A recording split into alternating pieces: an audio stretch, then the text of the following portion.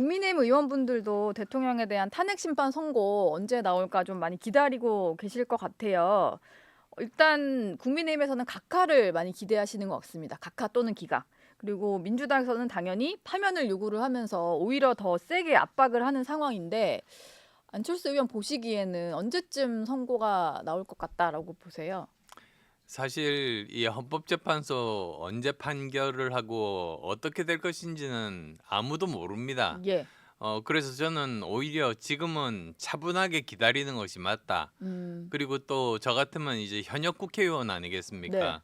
그리고 과학자 출신에다가 그리고 또 경제인 출신이다 보니까 미래 우리 성장 동력인 인공지능이라든지 예. 그리고 또 여러 가지 복잡하게 얽혀 있는 외교 관계라든지 네. 이런 제가 해야 될 현역 국회의원으로서 해야 될 일들 최선을 다해서 열심히 하고 있는 중입니다. 음. 차분하게 좀 기다려야 할 텐데 그러면서 이제 안철수 의원께서 하신 얘기가 윤 대통령도 그렇고 이재명 민주당 대표도 모두 승복 메시지를 내야 된다라고 얘기를 하셨어요. 예. 근데 뭐 공식적으로는 안 나오고 있는 상황이거든요. 어쨌든 이건 좀 필요하다라고 보시는 거죠, 선고 전에는. 네, 그렇습니다. 예. 사실 제가 이렇게 조금 떨어져서 현장들을 이렇게 다닙니다. 네. 그렇게 보면 갈수록 점점 그 흥분에 그런 격앙된 분들이 많이 보이십니다. 네. 그래서 저는 걱정되는 것이 만에 하나 어떤 선고가 나온다고 할지라도 이분들끼리 물리적인 충돌을 해가지고 유혈 사태가 일어날까 봐 저는 그게 걱정입니다. 예. 사실 예전에도 선례가 있지 않았습니까? 네. 박근혜 대통령 탄핵할 때 예. 네 분이 돌아가셨습니다. 음. 그래서 이번만은 이런 일이 없어야 된다. 네. 그러기 위해서 정말로 필요한 것이 사회 지도층 인사, 특히 윤석열 대통령과 여야 지도부가 이런 그 승복의 메시지를 내는 것이 옳다. 음. 그래서 말씀드렸습니다. 예. 근데 이재명 대표는 공식적으로는 그런 얘기를 안 했습니다만 지난주에 저희 정치 시그널 나이트에 출연을 해서 헌재 결과에는 당연히 승복해야 된다라고 얘기를 하긴 했거든요. 근데 지금의 어떤 민주당의 행동을 보면 그 메시지랑은 좀 거리가 멀어 보이긴 해요. 연일 뭐 광화문에서 헌재를 좀 압박을 하고 있다 보니까 예, 예, 그렇습니다. 실제로 이 대표가 뭔가 헌법재판소의 선고든 아니면 본인의 어떤 형사재판이든 승복할 가능성은 좀 있다고 보시나요?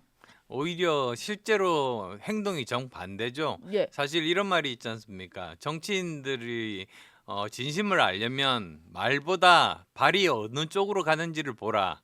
그것과 네. 마찬가지입니다. 지금 현재 보면 지금 1심도 그러니까 이재명 대표의 그 선거법 1심도 2년을 끌었습니다. 예. 원래는 633 원칙에 따라서 6개월, 3개월, 3개월 음. 만에 그것이 이제 나와야 되는 거거든요. 네. 그런데 그렇게 끌고 그다음에 또 지금 2심도 원래는 다음 주 26일 날 발표하기로 되어 있는데 예. 이것도 여러 가지 뭐 헌법 소원이라든지 이런 걸로 자꾸 방해를 하려고 하고 있죠. 네. 어떻게든 끌어보려고 하는 그런 일이 정말로 바람직하지 않다고 생각합니다. 어쨌든 말보다는 발을 봐야 된다. 예, 어디로 행동을 그렇습니다. 하는지. 어제 민주당에서 이재명 대표가 또 최상목 권한대행을 향해서 상당히 센 발언을 했거든요. 뭐 직무유기 현행범이라서 국민 누구나 체포할 수 있다. 그러니까 몸조심하기 바란다라고 얘기를 했어요. 협박성 발언이다 이런 비판들이 나오던데 안철수 의원 어떻게 들으셨나요? 그거는 민주주의 국가에서는 절대로 해서는 안 되는 발언입니다. 예.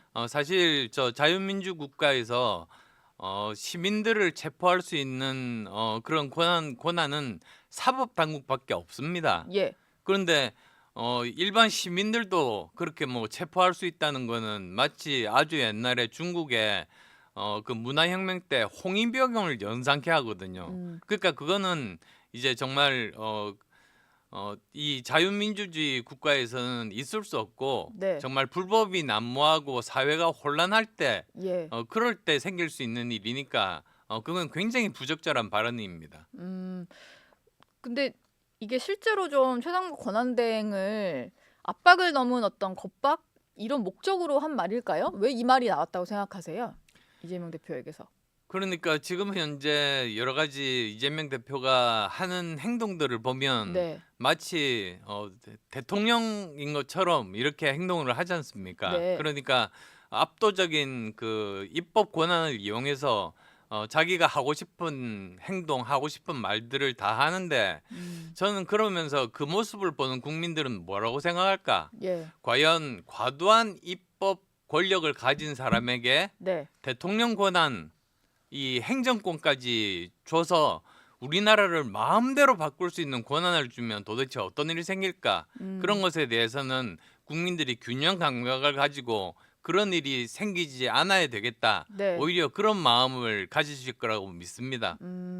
그동안 사실 이 대표 같은 경우는 정책 행보 이런 거에 좀 집중을 했었는데 어제는 직접 광화문에 나와서 좀 어조가 세진 걸 보니까 일각에서는 헌법재판소의 결론이 본인들이 원하는 방향이 아닐 것 같아서 좀 조급함의 발로다 이런 표현을 하더라고요. 예, 그것도 예. 좀 있을까요? 예, 그렇습니다. 예. 그리고 또 항상 이렇게 정책 행보를 한 게 아니라 네. 항상 왔다 갔다 했죠. 왔다 그리고 갔다. 또 본인이 했던 말도 제대로 안 지켰지 않습니까? 예. 그러니까 뭐 예를 들자면 국회의원들 불체포 특권에 대해서는 이걸 없애야 된다고 말을 해놓고 며칠 지나지 않아서 자기가 그 경우가 되니까 자기는 저기 그러지 않겠다고 오히려 말을 바꾼다든지. 부결시켜달라고 당내 의원들에게 호소를 했었죠. 예, 편지를 그래서 보내서. 말 바꾼 거는 뭐 그 예를 따져보면 수없이 많습니다. 민주당에서는 최상목 대행을 뭐 압박한 지가 뭐 하루 이틀 일은 아닌데 계속해서 탄핵 카드를 좀 만지작거리는 것 같아요. 근데 어제 비상의원총회에서 결론이 나온 것은 일단 이 문제 모두를 지도부에게 일임하겠다라는 건데 실제로 탄핵을 했을 때 역풍은 우려를 하면서 계속 압박하겠다 뭐 이런 전략으로 좀 보입니다. 예, 그렇습니다. 근데 지금 최상목 대행을 압박하는 이유 자체도 마은혁 재판관 후보자 임명 때문이잖아요. 왜 이렇게 마은혁 후보자에게 좀 집착을 한다고 보시나요?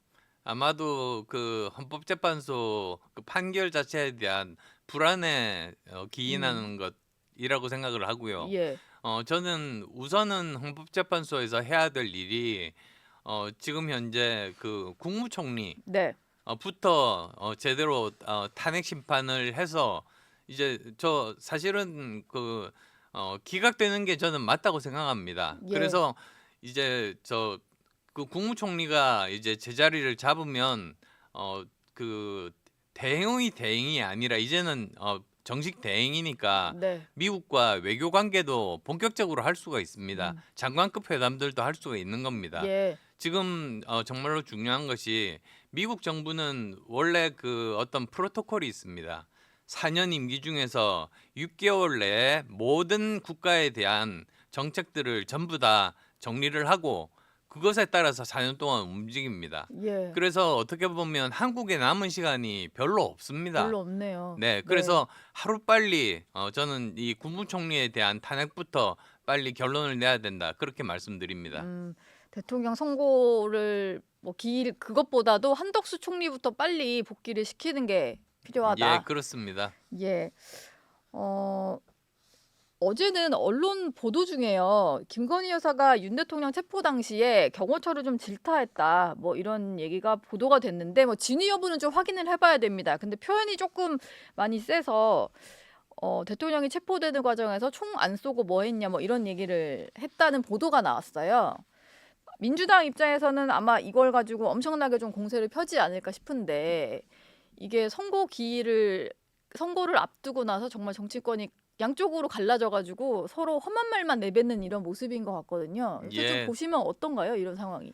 그러니까 사실 국민들께 죄송하죠. 예. 사실 정치가 해야 될 일이 사회를 안정시키고 또 국민들을 통합을 해야 되는 거 아니겠습니까? 지금까지 인류 역사상 국민이 분열된 상태에서 국가가 위기를 극복한 예가 없습니다. 예. 근데 지금 굉장히 위기의 상황인데 네. 이럴 때 정치권이 오히려 국민들을 더 분열시키려고 여러 가지 그런 뉴스들을 이렇게 흘리고 이런 것들은 정말로 적절하지 않다. 오히려 수사 당국에서 엄밀하게 엄정하게 예. 그리고 객관적으로 하나씩 하나씩 사실관계를 봐가면서 거기에 따라서 이런 판결을 내리는 것이 바람직하다고 생각합니다.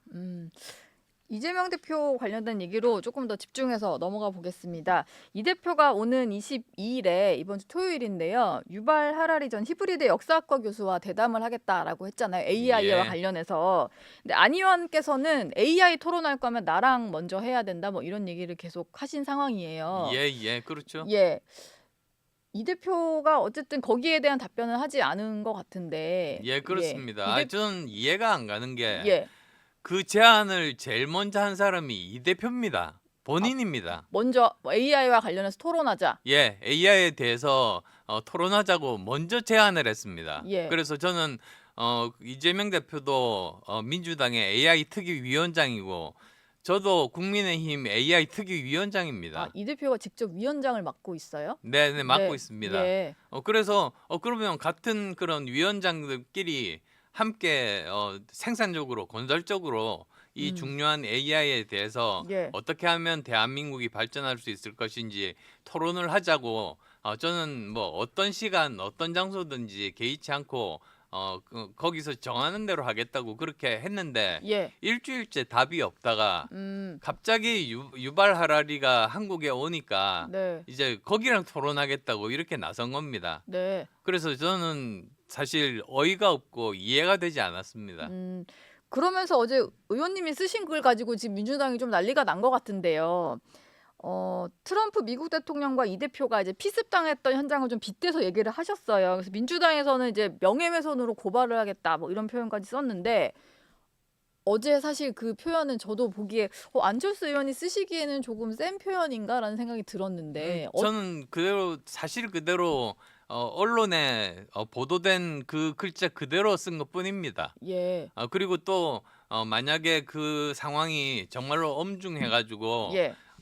그 응급 치료가 필요한 그런 상황이었다. 네. 그렇다면 바로 부산대학교 병원에 가서 응급 수술을 받아야 됐죠.